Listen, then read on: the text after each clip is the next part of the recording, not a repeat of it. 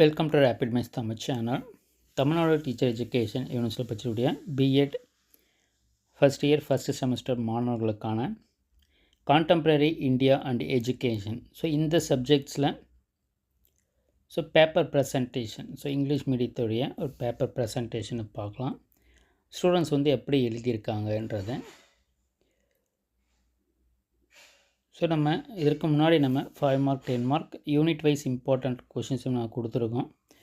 தேவைப்படுறவங்க அதையுமே பாருங்கள். நம்மளுடைய சேனலை மறக்காமல் சப்ஸ்கிரைப் பண்ணிக்கோங்க. நம்மளுடைய வாட்ஸ்அப் மற்றும் டெலகிராம் குரூப்பில் ஜாயின் பண்ணிக்கோங்க. பிஎட் மற்றும் எம்எட் மாணவர்களுக்கான அனைத்து தகவலும் நம்ம உடனுக்குடன் கொடுத்துக்கிட்டே இருப்போம். நிறைய மாணவர்களுக்கு பார்த்திங்கன்னா ஒரு டவுட் இந்த 40 பேஜஸ் கம்பல்சரியான்றது. 40 பேஜஸ் கம்பல்சரி கிடையாது. உங்களால் டைம் மேனேஜ்மெண்ட் பண்ணி எல்லாத்தையும் உங்களால் எழுத முடிஞ்சால் நீங்கள் அந்த 40 பேஜஸ் எழுதலாம். நம்மளுடைய எய்ம் பார்த்திங்கன்னா, உங்களுடைய எய்மு எல்லா கொஷின்ஸையும் அட்டன் பண்ணணும். அதுதான் எய்மு. உங்களுக்கு ப்ராக்டிஸ் இருந்ததுன்னா அந்த 40 பேஜஸ் எழுதலாமே தவிர எல்லாருக்குமே அது கம்பல்சரியான கிடையாது. இந்த கொஷின் பேப்பரை பொறுத்தவரையில் பார்த்திங்கன்னா 2022 பிப்ரவரி எக்ஸாமினேஷனுடைய ஆன்சர் ஷீட்டு தான் இது. அதால் ஸ்டூடெண்ட்ஸ் எப்படி எழுதியிருக்காங்கன்றதை நம்ம பார்க்கலாம். இந்த ஸ்டூடெண்ட்ஸ் பார்த்திங்கன்னா பார்ட் ஏ கொஷின்ஸை ஃபஸ்ட்டு எழுதியிருக்காங்க. பார்ட் ஏவை பொறுத்தவரையில் உங்களுக்கு 5 கொஷின்ஸுக்கும் கரெக்டான ஆப்ஷன்ஸ் தெரிஞ்சதுன்னா நீங்கள் இந்த எம்சிக்யூஸை நீங்கள் ஃபஸ்ட்டே அட்டன் பண்ணலாம். அதர்வைஸ் நீங்கள் இதை லாஸ்ட்டாக கூட எழுதிக்கலாம். அதால் உங்களுக்கு இந்த 5 மார்க் 10 மார்க்கு. அப்போ ஒரு கொஷின் பேப்பரை நீங்கள் அனலைஸ் பண்ணிவிட்டு கொஷின் பேப்பர் வாங்கணுன்னா உங்களுக்கு ஒரு 10 மினிட்ஸ் டைம் இருக்கும். உங்களுக்கு எந்த 5 மார்க்கில் நீங்கள் 3 கொஷின்ஸ் தான் எழுதணும். 10 மார்க்ஸில் நீங்கள் 5 கொஷின்ஸ் எழுத போகிறீங்க. அதில் மேக்ஸிமம் கொஷின்ஸ் உங்களுக்கு எந்த பார்ட்டில் உங்களுக்கு நல்லா தெரிஞ்சிருக்கோ அந்த பார்ட்டில் நீங்கள் ஸ்டார்ட் பண்ணலாம். இவங்க பார்த்திங்கன்னா பார்ட் பியில் 6th கொஷின் அட்டன் பண்ணியிருக்காங்க. இந்த 6th கொஷின் பார்த்திங்கன்னா right a short note on the functions of education. Write a short note on functions of education தான் 6th கொஷின்.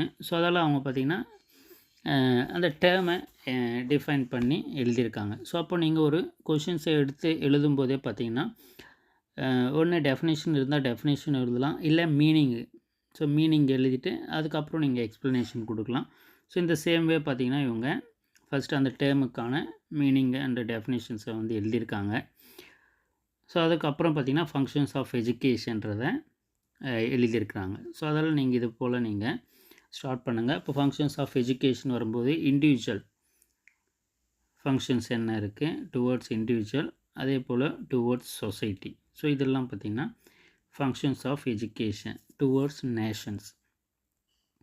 அதால் நீங்கள் உங்களுக்கு எந்த கொஷின்ஸ் நல்லா தெரிஞ்சிருக்கோ அதை எடுத்து எழுதுறது நல்லது. அதே போல் இன்டர்டிசிப்ளினரி நேச்சர்.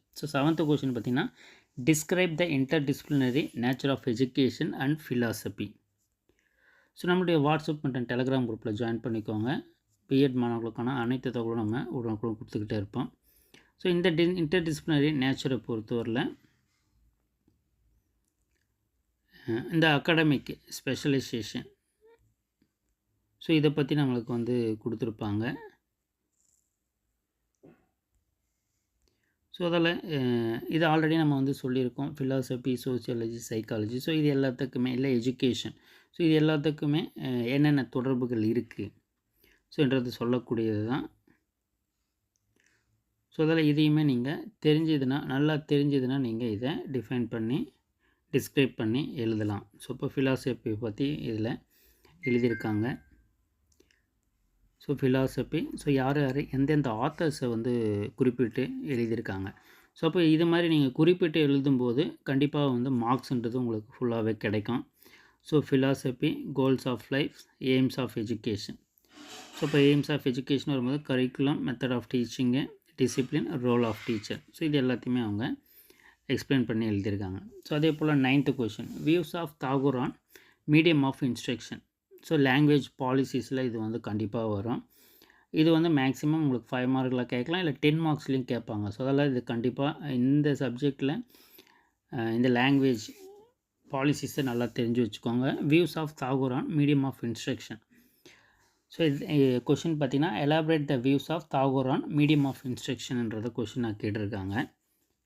ஸோ அதில் தாகூர் வந்து அவருடைய கல்விக் கொள்கை என்ன, அவருடைய லாங்குவேஜ் பாலிசி, ஸோ இப்போ தாகூர் சொன்ன literature, Geographic, science, music and fine arts, so இதை பற்றிலாம் வந்து சொல்லியிருப்பாங்க. ஸோ அதில் அதை வந்து லிஸ்ட் அவுட் பண்ணி எழுதியிருக்காங்க.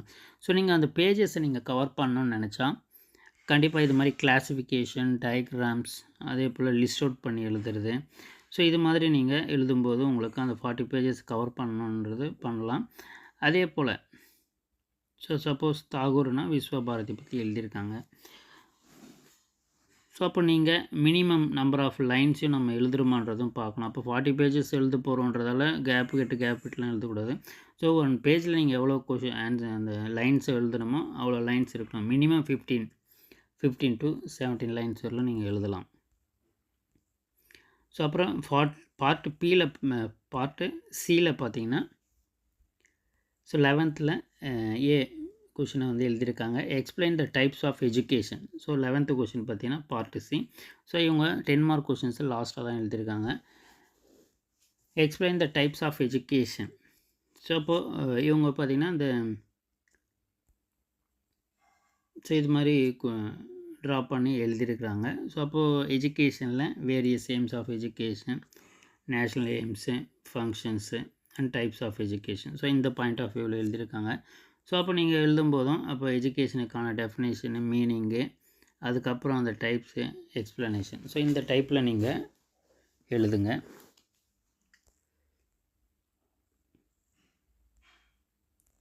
ஸோ இது பார்த்திங்கன்னா இவங்க மேக்ஸிமம் ஒரு 5 to 6 பேஜஸ் வந்து எழுதியிருப்பாங்க. ஸோ அதில் கம்பல்சரியாக நீங்கள் 5 மார்க்குனால் அட்லீஸ்ட் ஒரு 3 பேஜஸும், 10 மார்க்குனால் மினிமம் 5 to 6 பேஜஸ் எழுதுறது நல்லது. இதை எதை பொறுத்துன்னா உங்களுடைய ஹேண்ட் ரைட்டிங்கை பொறுத்து தான் எத்தனை லைன்ஸ் எழுதுறீங்க. ஸோ இது எல்லாத்தையும் டிபெண்ட் பண்ணி தான் இருக்கும். ஸோ அப்போ இந்த எய்ம்ஸ் ஆஃப் எஜுகேஷன்ஸுக்கு அவங்க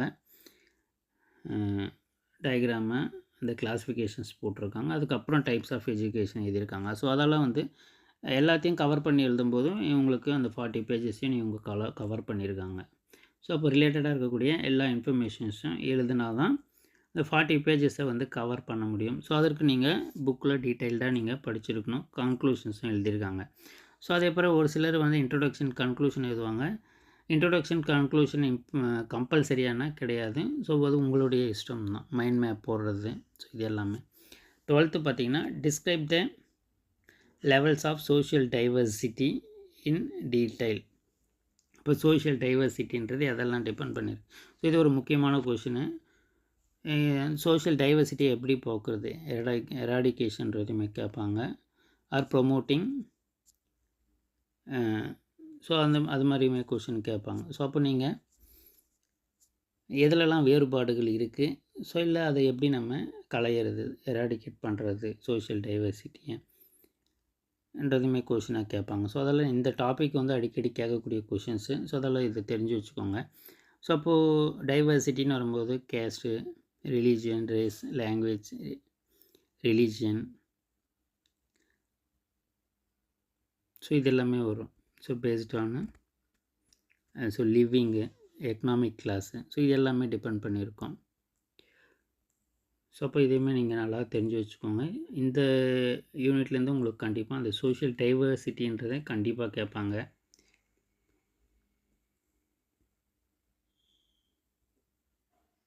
so religion, regional,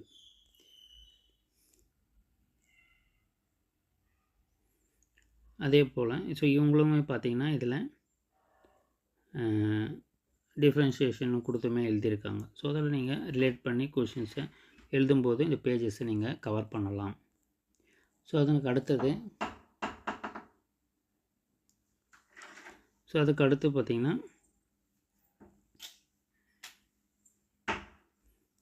15th 13th இது 13th ஏ. ஸோ இதில் ஆர்எம்எஸ்ஏ இன்க்ளூசிவ் எஜுகேஷன். ஸோ இந்த 2 கொஷின் வந்து ஏபியாக கேட்டிருக்காங்க. ஸோ அப்போ ஒரு சில கொஷின்ஸில் பார்த்திங்கன்னா ஷார்ட் நோட் மாதிரி 2ஆக கூட கேட்பாங்க. ஆர்எம்எஸ்ஏன்னா என்ன, இன்க்ளூசிவ் எஜுகேஷன்னா என்ன. ஸோ ஆர்எம்எஸ்ஏன்றது செகண்டரி எஜுகேஷன், அந்த எஜுகேஷன் சிஸ்டத்தை பற்றி சொல்கிறது. ஸோ அதால் இது மாதிரி ஒரே கொஷின்ஸில் 2 ஆப்ஷனல் எழுத சொல்கிறாங்கன்னா அது மாதிரியும் எழுதலாம். ஸோ அப்போ ஈச்சுக்குமே பாதி பாதி மார்க் தரும்போதும் உங்களுக்கு நல்ல மார்க்ஸ் வந்து கிடைக்கும். ஸோ அதில் நீங்கள் கொஷின்ஸை அட்டன் பண்ணும்போது எந்த கொஷின் எடுத்தால் நம்மளால் நல்லா எழுத முடியும்ன்றதை நீங்கள் சூஸ் பண்ணி எழுதுறது நல்லது. ஸோ அதே போல் இன்க்ளூசிவ் எஜுகேஷனை கேட்டிருக்காங்க. ஸோ இன்க்ளூசிவ் எஜுகேஷனும் அடிக்கடி கேட்கக்கூடியது, அதையும் தெரிஞ்சு வச்சுக்கோங்க. 14th A. ஸோ அப்போ நம்ம சொன்ன மாதிரியே பார்த்திங்கன்னா இந்த லாங்குவேஜ் பாலிசிஸ்ன்றது இம்பார்ட்டண்ட்டு. இப்போ 5 மார்க்லேயும் லாங்குவேஜ் பாலிசி தாகூரை பற்றி கேட்டிருக்காங்க. ஸோ இந்த 14th Aல பார்த்திங்கன்னா 10 மார்க்கில் analyse the language policy during the pre independent இந்தியான்றத கொஷினாக கேட்டிருக்காங்க. ஸோ அப்போ அதற்கு முன்னாடி எப்படி மொழிக் கொள்கைகள் இருந்ததுன்றதை, ஸோ அதால் நீங்கள் இந்த லாங்குவேஜ் பாலிசிஸை கம்பல்சரியாக தெரிஞ்சு வச்சுக்கிறது நல்லது. அதே போல் 15th பார்த்திங்கன்னா இன்இக்வாலிட்டி இன் எஜுகேஷன். ஸோ அப்போ write a essay on types of இன்இக்வாலிட்டின்றதான் எங்கள் கொஷினாக கேட்டிருக்காங்க. ஸோ இதுவுமே வந்து சோஷியல் டைவர்சிட்டின்றதுமே இருக்குது, அதே போல் இன்இக்வாலிட்டின்றது எதெல்லாம் இருக்குன்றதுமே இருக்குது. ஸோ அதெல்லாம் இந்த 2 டாப்பிக்குமே நல்லா கிளியராக படித்து வச்சுக்கோங்க. இன்இக்வாலிட்டின்றது எதெல்லாம் இருக்குது அதுவுமே இம்பார்ட்டண்ட்டு, சோஷியல் டைவர்சிட்டிஸும் இம்பார்ட்டண்ட்டு. ஸோ இப்போ டைப்ஸ் ஆஃப் சோஷியல் டைவர்சிட்டின்னு வரும்போதும் ஸோ இப்போ எக்கனாமிக்கு பாவர்ட்டி, கேஸ்ட்டு, ஸோ இதெல்லாமே டிபெண்ட் பண்ணியிருக்கோம். ஸோ அப்போ இதெல்லாம் நீங்கள் ஈஸியாக நீங்கள் ஒன்ஸ் நீங்கள் ரீட் பண்ணாவே உங்களுக்கு தெரிஞ்சுக்கலாம். ஸோ இப்போ இன்இக்வாலிட்டி பேஸ்ட் ஆன் ஜெண்டரு, அதே போல் caste, class, inequality based on classes, inequality relate to religions. So அப்போ எங்கெல்லாம் வந்து இது மாதிரி